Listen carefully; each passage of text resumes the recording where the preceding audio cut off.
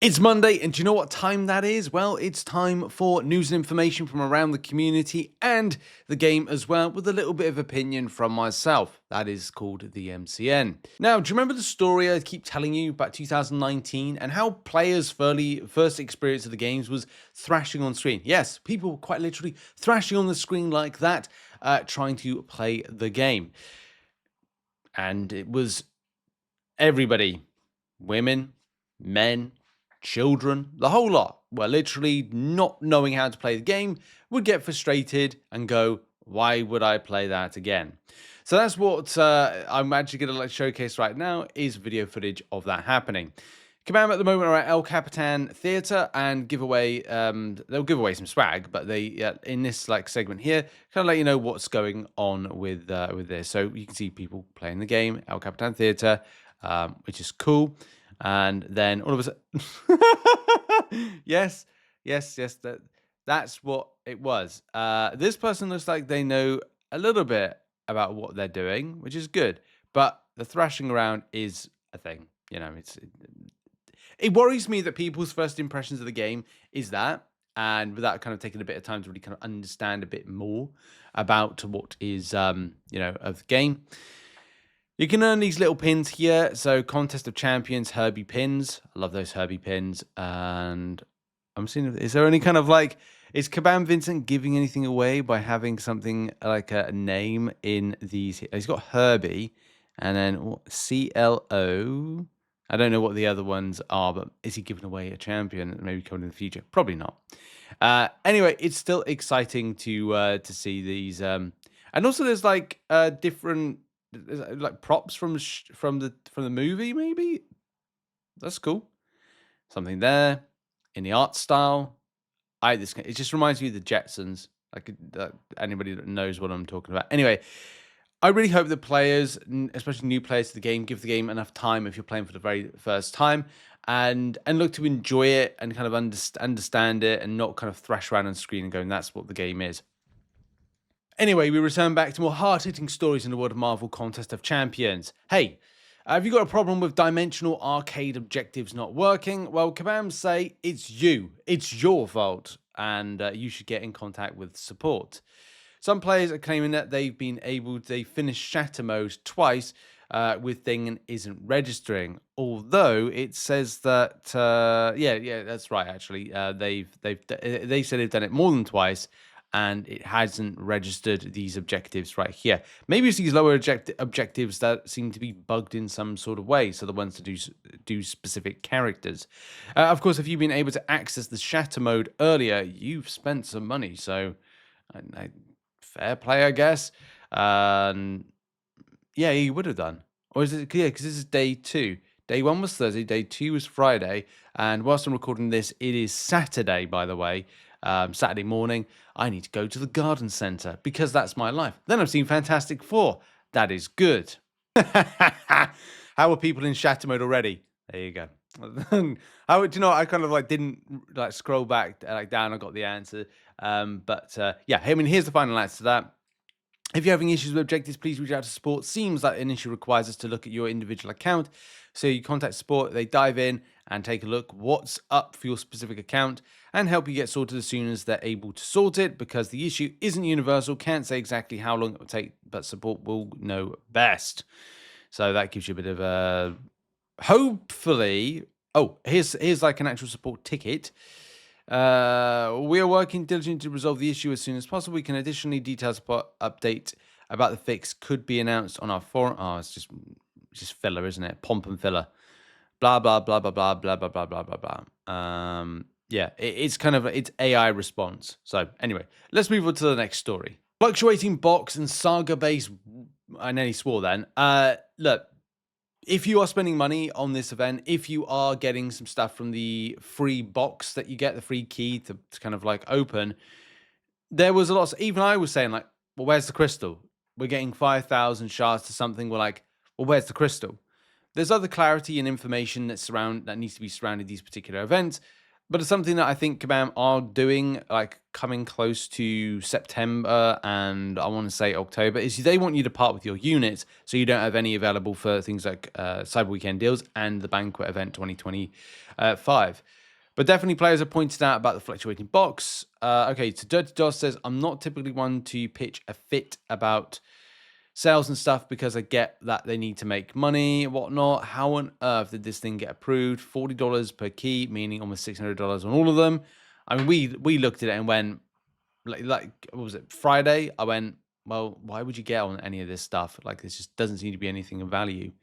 The rewards are mid, yep. 7-star and 7-star Awakened Gems, great, fantastic 7-star shards, less than good, but not totally worthless. But everything else is gated to the fantastic Saga, whether you like it or not, like some people do. I still have 40 signature stones for rework Guardians.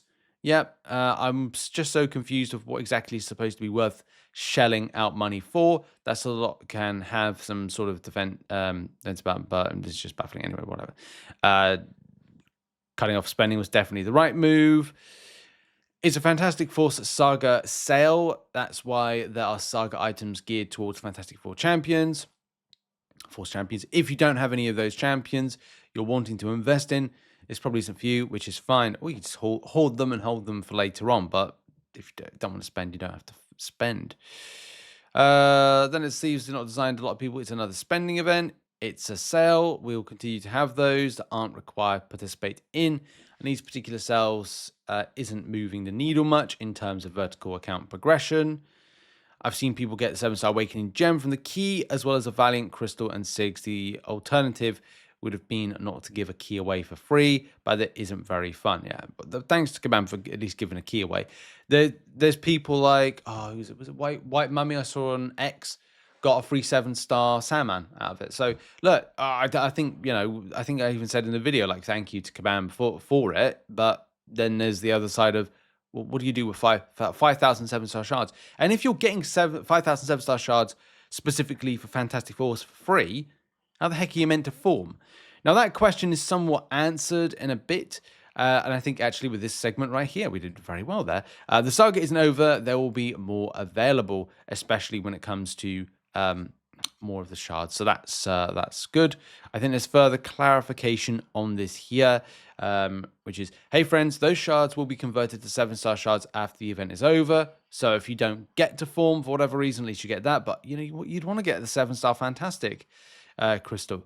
They'll be converted on a 1-1 basis after the saga, and there will be more opportunities to get more saga shards throughout the rest of it. So you can put these towards those full crystals or wait for them to convert. It's up to you. Okay, so that's good clarification around that, because it did feel like as soon as Friday launched, like it didn't seem it was overly clear. The crystal hadn't launched in any case, so trying to see that and visualize it wasn't good. Sorry, it was mid-yawn then. Right, let's move on to the next segment. So quickly on to Baron Zemo. Of course, the talk around Baron Zemo is about this change, this bug fix, right? The TLDR for it, because I'm not going to read the full kind of like ins and outs. There's a visualization of what Kabam are trying to kind of like explain of what is going to be good, what's going to be bad. And Kabam are also using a stat relic there. Was it a stat cast? A stat cast relic? So maybe they feel like a stat cast relic coming in is going to be too powerful, potentially.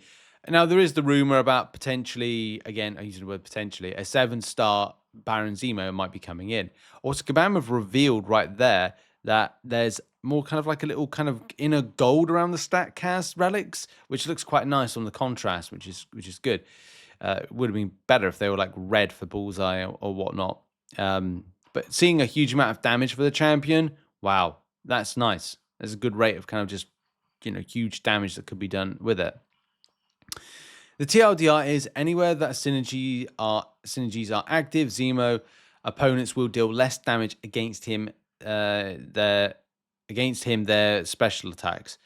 Against opponents who are bleed immune and rooted, Zemo will now correctly gain Furies after the final hit of the SP1, shifting the big hit from the SP1 to whatever this attack is. Against all opponents who don't trigger multiple instances of immunity or purify all at once.